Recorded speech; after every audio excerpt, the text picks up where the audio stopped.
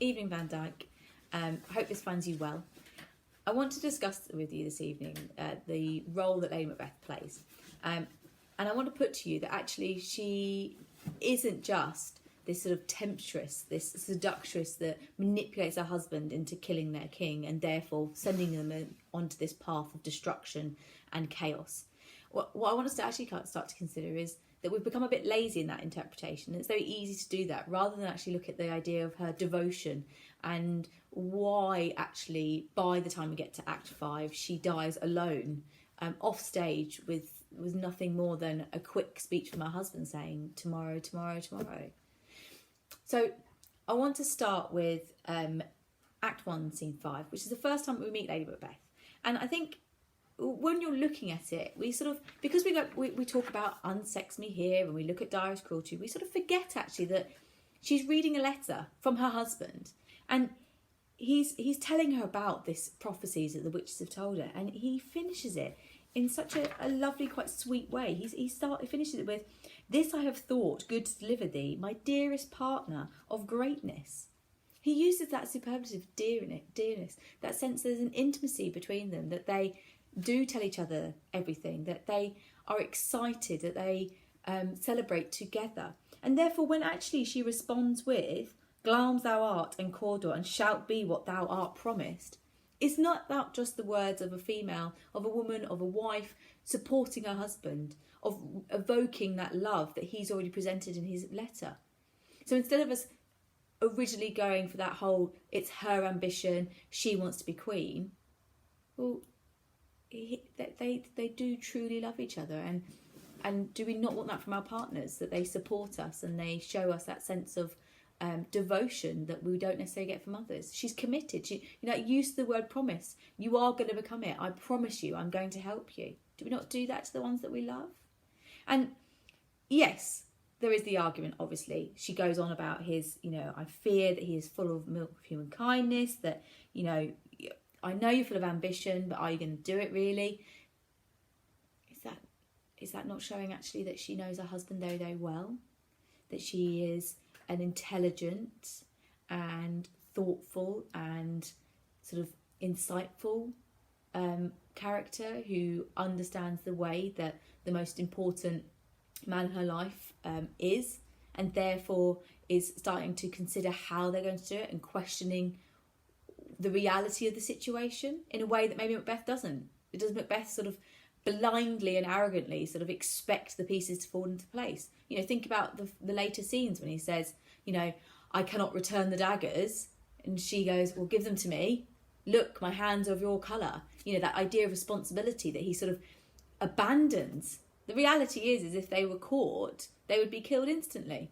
Lady Macbeth keeps them together. When he's screaming at a chair in Act 3, Scene 4, it's her who says, "Come, sit, worthy friends."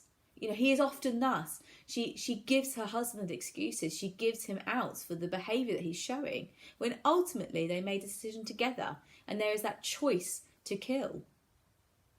But I digress. So I want to come back to Act 1, Scene 5, and I want to think about some of that vocabulary that we do know, and some of those quotes that we say all the time. Things like unsex me here, the idea of her being filled with direst cruelty, of making thick her blood, of taking her milk for gall, of evoking the witches twice, "Come, spirits," you murdering minsters. That sense of, using those verbs, those powerful verbs to sort of challenge and to reflect that sort of determination within her. Something that actually traditionally we don't expect females to be. We expect them to be subservient and to be submissive. And is that why we think so poorly of her? It's because she actually chooses to take some independence, to consider actually the reality of what they're doing and how she's going to have to change. Because if you have to take away your milk, and if you have to fill you up with cruelty, and if you have to make thick your blood, it suggests that the person underneath actually is full of empathy and is a sort of good-natured, kind individual. So does she give us the ultimate sacrifice, herself, for her husband's role, for what they can become as individuals, as a couple, for their futures, for their heritage? It's something I want you to think about. there is always going to be Act 1, Scene 7, that everyone always challenges and says, well, look at the way she manipulates her husband. It's horrifying. But I think we forget that at this point, Macbeth has decided that this is going to happen. They have come up with a plan. You know, Lady Macbeth herself has said, you know, the raven himself is hoarse. You know, there's a fatal entrance of Duncan to come.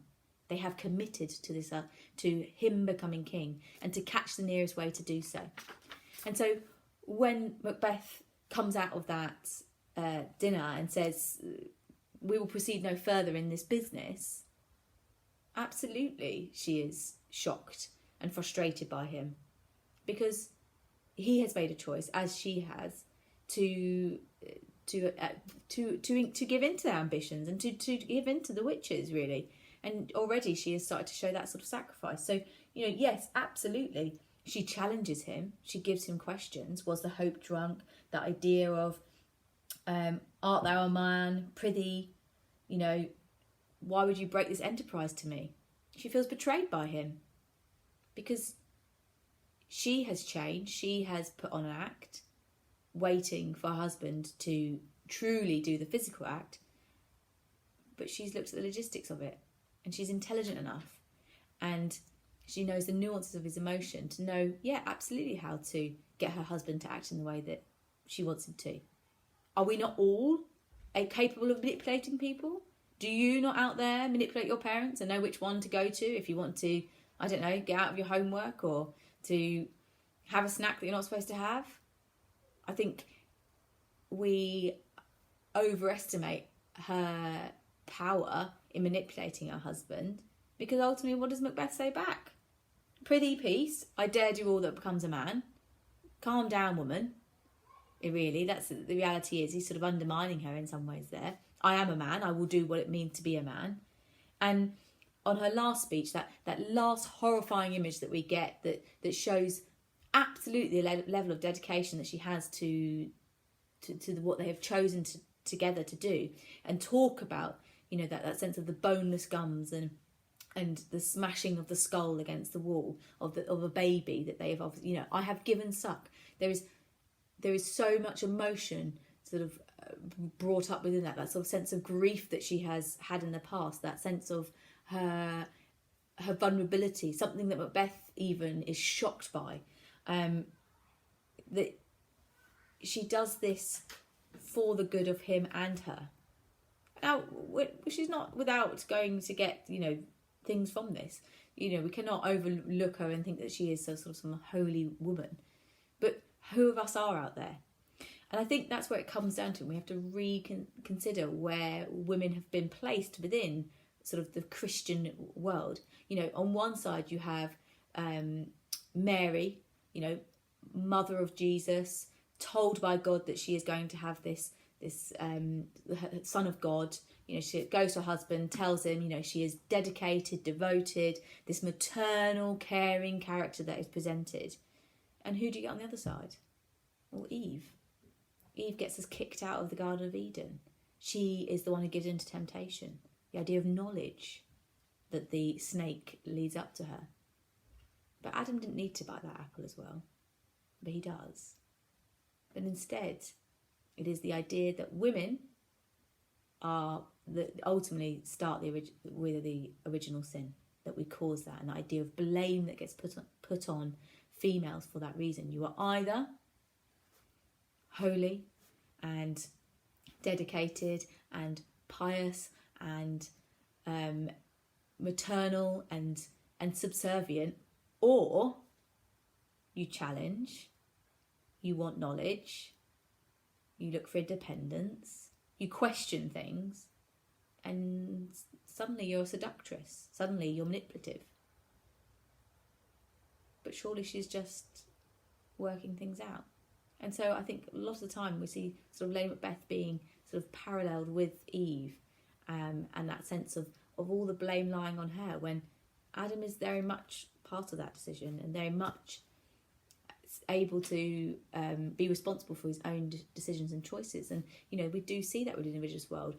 Females and mothers are put in charge of the idea of the morality within their families. You know, if a husband strays, the sort of traditional view was very much that it must be the female fault. You know, the women should create this cocoon, this idea of a home that allows the men to be good, to create good morals, and therefore eradicating that sense that they need to take any responsibility. Is this not just being redone in Macbeth? Because when he finally does agree, all he says is, if we should fail. He doesn't come up with a plan. She does. Why do we not give her the recognition for actually being intelligent enough to organise it, think about the logistics, and yes, absolutely be cold and callous and for what they need to do? But then they are. They're committing regicide. You can't have the hysterical, emotional Macbeth in charge of something that is so very dangerous and so very holds such gravity for their futures. So why do we blame her and only her and think that, you know, if this was a man saying, you know, I'm going to do everything that I want to do to become ambitious, would we give them so much blame and responsibility as we do Lady Macbeth? Okay, I want to jump. So I briefly sort of switched over sort of, you know, the idea that Macbeth is sort of contained and controlled and sort of luckily, I mean, to put it colloquially, bailed out by his wife on a couple of occasions. You know, once the murder is committed, he's unable to control himself. When Banquo's ghost comes in, that sense of his guilt. Is it guilt? Or is it that sense that, you know, he's no longer committing those crimes. He's distanced himself from that. And he does the same with his wife. And, you know, she does try to sort of get him to talk to her. And, you know, she says, what's happening? Before Banquo is killed, she says, what's happening? And he says, you know, be innocent of it. So he's the one who cuts her out of what occurs later in the play. He doesn't tell her about the fact that he employs murderers to kill Banquo and his son. He doesn't tell her about his absolute slaughterous, cold-hearted murders of Macduff's family. That's not on Lady Macbeth. That's absolutely on Macbeth. He chooses that paranoia. He chooses, you know, within one of his soliloquies, he talks about that plagues the inventor. Because he has opened that Pandora's box of being able to murder someone, he can no longer feel safe. He can no longer feel secure on that throne, because the reality is that opportunity now could be anyone's, because he's shown that it can happen. So Macbeth is no longer including his wife in these things, and she's becoming isolated. And I think we forget that. You know, there are big chunks of the play where she's left alone until we finally get to Act 5, Scene 1, and we see her sleepwalking in front of the doctor and her maid, and that absolute breakdown of who that person was. You know, she is singing, she has got that candle, you know, we've got the spot, we've got that idea of the Thane of Fife had a wife, where is she now? You know, all of those, that sort of rhyming that we expect of mothers to do when they're talking to their children, that idea of the spot of dirt, something that, you know, again, a mother would wash off, and she can't, she is stained by those choices. And I think we kind of underestimate that she has failed Macbeth in her wifely duties of giving him an heir, which we have seen back in Act 1, Scene 7. And was this her way of trying to give her husband what she thought he deserved, that idea of heritage, that idea of a lineage that she, unable to physically give him with child, she sacrifices herself in this way. And, you know, that spot doesn't leave her, and she leaves that scene and to bed.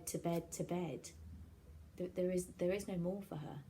There is no logic. There is no intelligence. She's the one person that kept her motivated, that kept her, you know, sort of her aim for the future was Macbeth, and he rejects her. He abandons her at her hour of need in a way that she never did for him. What, do we not feel some sympathy? Do we not feel some sort of sense of pity for this woman? And so when we find out that she dies by suicide. She throws herself off the edge of the castle. She chooses a death worse than what they have committed, because within the eyes of Christian law, suicide is an ultimate sin, because only God gets to choose when you leave this earth. And her husband's nowhere near, and his response, you can argue, is tempered. She doesn't get the death like Macbeth does, where he goes out all guns blazing, you know, the soldier that he was. She dies alone, and no one really wants to talk about it. In the middle of a battle, sidelined. All that commitment, all that dedication, all that devotion to her husband, to their life, to allowing them to become what she believed he wanted to be, and she's ignored. So I think that's enough from me this evening. I hope you've enjoyed it. If you've got any questions, you are more than welcome to email me or leave a comment under this. Thanks.